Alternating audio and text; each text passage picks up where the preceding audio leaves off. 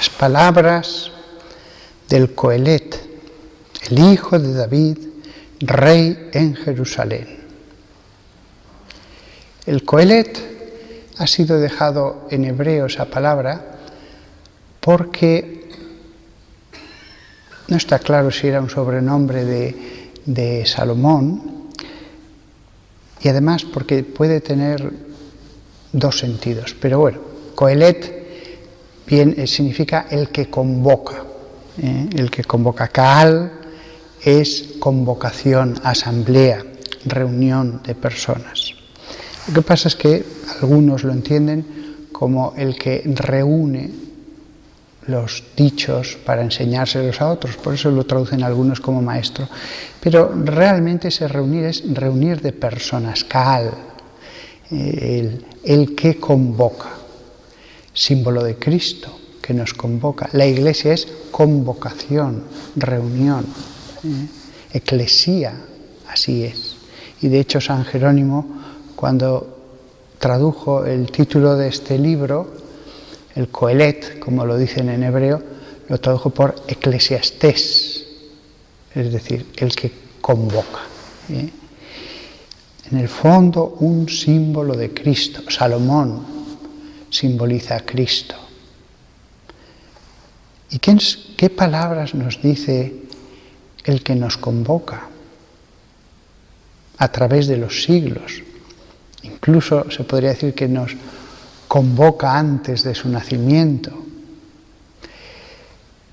Pues nos dice: vanidad de vanidades, dice el Coelet. Vanidad de vanidades, todo es vanidad. Si un gran teólogo escribiera un libro sobre Dios, en la medida en que eso sea obstáculo en su relación con Dios, porque le quite tiempo para la oración, porque le llene de soberbia, por cualquier razón, en esa misma medida es vanidad. El que construye una catedral, en la medida en que la construcción le quite tiempo de oración, le quite la paz, le quite lo que sea mejor respecto a Dios, es vanidad. El que toda su vida la dedicara a la catedral, a construirla, a conservarla, olvidándose de Dios, se convierte en una vanidad. Incluso la teología pudiera ser que un maestro pues estuviera tan centrado en la teología que se olvidara un poco de Dios. Ni siquiera que se olvide, en la medida en que la teología sirva para ocupar el tiempo y el amor que debería dedicarse a Dios, se convierte en vanidad. Cualquier cosa es un espejismo, algo lleno de aire, si no está en su lugar y de un modo perfecto. Vanidad de vanidades. Todo es vanidad. Todo es vanidad. Y ayer había hablado por primera vez de un tema que puede servir de enseñanza a todos. La vanidad del sacerdote que ponga su corazón en el amor de sus feligreses. La vanidad, aire, recubierto de muy poca cosa, del párroco que ponga su corazón en el afecto que va a recibir de sus feligreses. Es vanidad. El amor de los feligreses es algo bueno, pero en la medida en que esa cosa que no es Dios ocupe nuestro corazón más de lo que Dios quiere o de un modo que Dios no quiere, es vanidad. Es vanidad. Tenemos todos un símbolo de la vanidad muy claro. Aquella mujer ya anciana que se acicala vanidosamente queriendo ocultar todo lo que la edad inevitablemente va a marcar. y pierde media hora antes de salir o 20 minutos antes de salir a la calle, aunque sea a comprar el pan. Bueno, pues en la medida en que eso lo haga de un modo que no es ajustado a lo que sería recto, pues es vanidad. También vemos, en fin, podríamos poner ejemplos con joyas, con vestidos, con todo. Es un buen ejemplo de la vanidad, sí, pero la vanidad también puede estar en la teología o en el amor que espera un párroco de sus feligreses. También eso es vanidad. Todo es vanidad. Lo único que no es vanidad es Dios. Y todas aquellas cosas en Dios, en su justa medida, son instrumentos buenos y ya no es vanidad. Bien, vanidad, vanitas en latín, es lo que está vacío por dentro, es lo que está lleno de aire. Una cosa puede parecer importantísima, después ves que todo se hunde, que era aire. Así hay que entender tantas cosas que son buenas, sí lo son, pero al lado de Dios es como si estuvieran llenas de aire. También el amor de los feligreses por el pastor, el respeto o la admiración. El respeto y la admiración se pueden ir en un día. En un día. Vimos ayer el caso de Miriam y Aarón, hermanos de Moisés, cuando murmuraron de él, de Moisés, y dijeron: ¿acaso el Señor ha hablado solo a través de Moisés? ¿No ha hablado también a través de nosotros? Aquí me tengo que hacer una corrección. Me corrijo. No sabía que, lo habría leído, pero ya se me había olvidado, que Miriam sí que es considerada en otro pasaje como profetisa, y que Aarón hubo algunas veces que profetizó. Por eso dicen: ¿acaso no ha hablado también a través de nosotros? Me había olvidado, pero bueno, es que al lado de Moisés, ¿cómo pueden decir esto? Es que no se daban cuenta de al lado de quién estaban. Pues no se daban cuenta. Las palabras de Jesús: solo en su casa y en su tierra un profeta. No, eso es menospreciado. Y la humildad. El texto dice que era el hombre más humilde sobre toda la tierra. Dice Números: el hombre Moisés era muy humilde, más que cualquier otro sobre la faz de la tierra. Es curioso. A veces los soberbios, cuando alguien es humilde, más ensañan contra él. Eso es verdad. Todos tenemos esa experiencia, sea en una familia, sea en una empresa, sea... ¡Qué error tan grande! El que es humilde, el que mejor te trata con amabilidad, a veces se ve como debilidad. A veces los malos admiran un poco más al que es malo como ellos. El que es fuerte pero prudente no es tan valorado a veces como el que, pues eso, tiene accesos de ira, etc. Yo me acuerdo una vez, un eclesiástico, parecía la fortaleza personificada, tanto en lo físico como en la voz, como cuando en el carácter, lo parecía una fortaleza. Y además, cuando se enfadaba, parecía un león rugiente, y más con esa voz. Pero, ese eclesiástico, cuando había problemas, nos llamó la atención que había una serie de puntos, como teclas de un instrumento, que si se tocaban, él se iba hacia atrás, se atemorizaba. Y hubo un problema más gordo, Y efectivamente lo comprobamos los sacerdotes, pues que le afectaba personalmente de un modo que su cara y todo estaba trastocada. Aquello nos llamó la atención. Si era la apariencia de la fortaleza. Aquí vienen las palabras de Dios al profeta Natán, no mires su apariencia, no es él el que he elegido.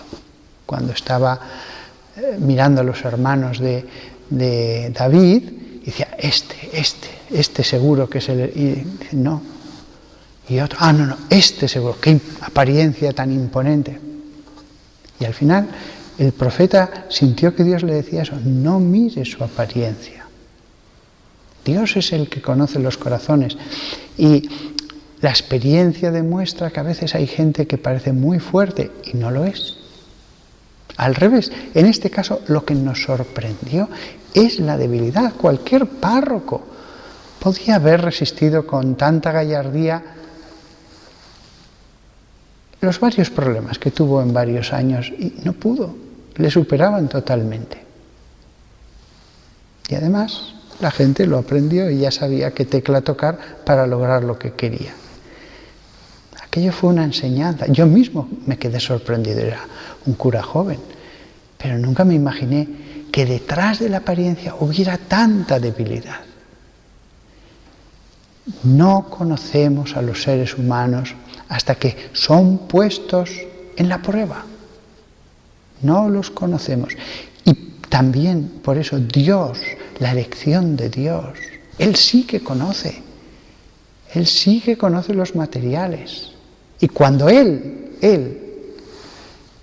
pone a alguien en un lugar, lo hace con sabiduría.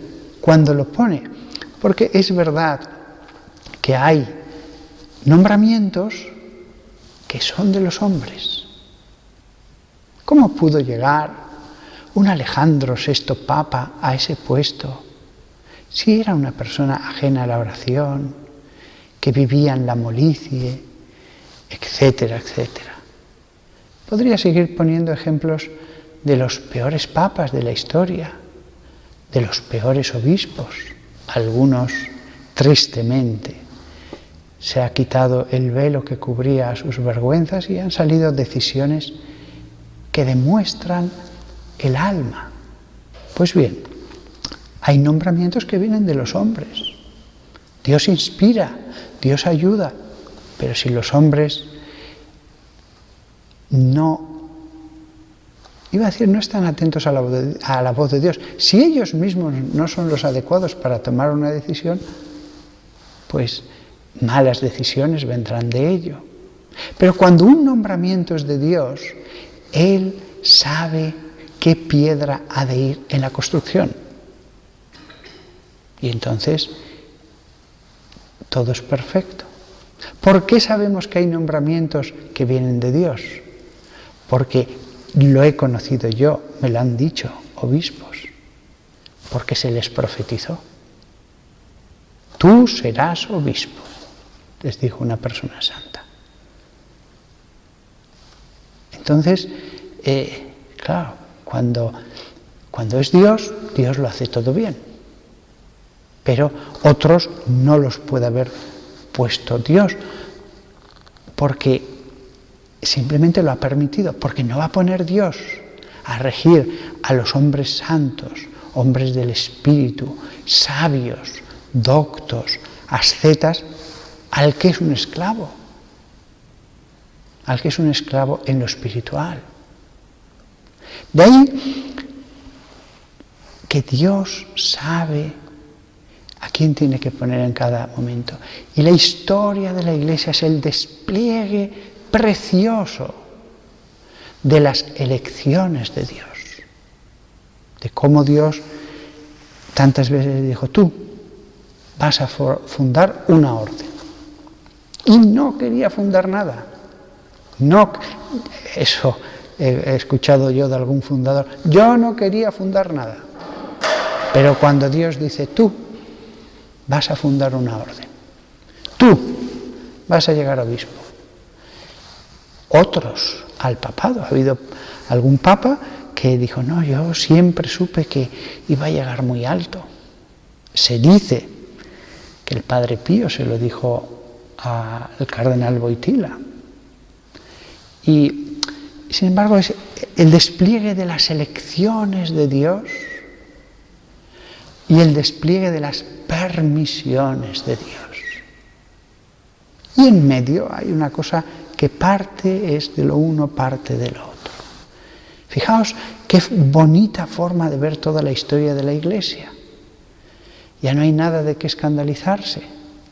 Suceda lo que suceda. Y al mismo tiempo Dios no nos abandona. Dios sigue eligiendo gente para puestos pequeños y grandes. Como en la época de David, con Natán, o después con Samuel. Lo mismo. Y de ahí, en el versículo 7 de este libro de Números, lo voy a recordar, era Números 12:7, dice esta preciosa frase que después la he meditado. No así con mi siervo Moisés. A él se le confió toda mi casa, dice Dios, a él se le confió toda mi casa. Eso vale para lo grande, claro, para un obispo, pero también vale para un párroco. A cualquier párroco, Dios, a alguien que le hace la guerra, le puede decir, a él le confié este rebaño. Esta población está confiada a él. Así que haz las cosas de un modo bueno, porque a él se le ha confiado este rebaño. Fijaos qué frase tan bonita, porque a algunos se les confían los libros, los profesores de San Dámaso, a otros se les confía los pobres, a otros los enfermos, a otros las leyes del derecho canónico en una curia, a otros la economía. Tenemos un muy buen ecónomo que lo lleva haciendo desde hace 27 años. Y siempre ha llevado la economía. Sobre la economía lo sabe todo. A él se le ha confiado la economía de la diócesis. Y después a otros no se les ha confiado las leyes o unos libros o él, un trocito del pueblo de Dios. Es una cosa preciosa, una cosa viva que puede crecer, que ha de ser protegida, que tiene el deber de instruirla, etc. Es verdad que la jerarquía eclesiástica no coincide con la jerarquía de la santidad. Puede ser mucho más santo una viejecita que se sienta en el banco que su párroco. No coinciden las dos jerarquías, pero el pastor tiene que esforzarse por ser santo, por su misión, por lo que se le han encargado. Las religiosas, cuando entran en el convento, tienen que esforzarse en ser santas. Para eso están en el convento. Pero el párroco, hasta el del más pequeño pueblo, tiene que esforzarse por ser santo por los demás. Porque él está puesto como fuente para los demás. Es una frase preciosa, se le confió con toda mi casa. Moisés no tenía una parte, tenía todo el pueblo elegido, casi nada. La responsabilidad que tenía. El paralelismo con el Papa lo vemos. Pero Moisés podía ir ante Dios y hablaba cara a cara. Los papas pueden hacer lo mismo, aunque no vean nada, solo vean la puerta del sagrario, pero Dios les va a inspirar. Lo mismo puede hacer el obispo, lo mismo puede hacer el párroco. Es la enseñanza bíblica viva en nuestra época. Viva en nuestra época. Todo lo que leemos, hasta el pasaje más recóndito del Antiguo Testamento, es enseñanza viva para nosotros. Y la última línea del Nuevo Testamento, hasta una parte del Apocalipsis, también la podemos aplicar o aprovechar espiritualmente en nuestra época. Todo es útil, nada está, esto es inútil hasta tal fecha. No, todo es útil, todo es vivificante, palabra viva en todas las generaciones. Nada más que todos nosotros, viendo estos textos, veamos qué gran cosa es el sacerdocio. Y mucho más, el sumo sacerdocio en cada diócesis del obispo. Y mucho más, el pastor de los sumos sacerdotes, el que hace de Moisés en nuestra época. Recordando, eso sí, que nosotros, el clero, no podemos sentirnos nada, porque hay cosas que son voluntad de Dios y hay cosas que son permisión de Dios. Con lo cual, el que más se crea, más puede decir Dios, pero si yo estoy aquí callando y aguantando, pero lo estás haciendo muy mal, lo estás haciendo muy mal. La historia de la Iglesia, entre el querer de Dios y su intervención y su designio, y la permisión de Dios. Y en medio una zona en que partes lo uno y partes lo otro. Que todos nosotros nos alegremos tanto, tanto de ver la obra de Dios en nuestra época y que olvidemos todo lo que sea vanidad para centrarnos a Dios. Ojo, lo que sea vanidad. El modisto que se encarga en hacer trajes se santifica y sirve a Dios haciendo trajes. El que se dedica a hacer peinados en las mujeres y muy elaborados, ese es su trabajo. Incluso el que se dedica a hacer decorados de cartón en una película que no van a durar 3 días, pues ese es su trabajo. Y para él, si lo pone en su justa medida, es instrumento de santificación, no vanidad. Mientras que otro, haciendo catedrales, puede